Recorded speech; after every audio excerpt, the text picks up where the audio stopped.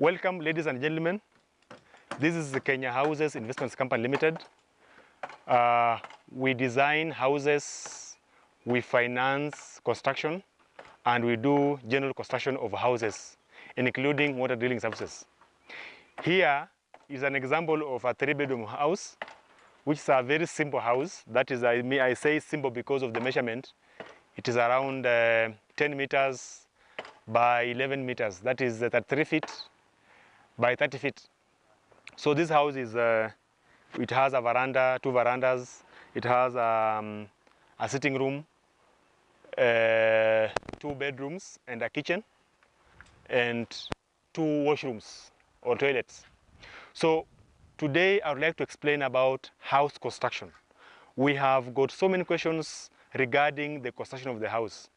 That is, the question is, how much does it cost to construct a simple house? How much does it cost to construct a 3-bedroom house? How much does it cost to construct a standard 3-bedroom house? This question, we have been getting it severally by people from all over the world. That is not only in Kenya, but also in other countries. So to explain this question is very hard to answer directly. So to start with, for example, in Kenya, to construct a house of 3-bedroom, for example, one, it depends on the size of the house. You will find that a standard house should be measuring around 12 meters by 13 meters.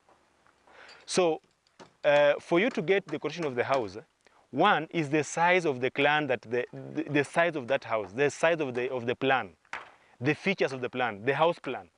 When we look at the house plan, we look at the measurements. What are these measurements? So the house plan will give us the size of the house.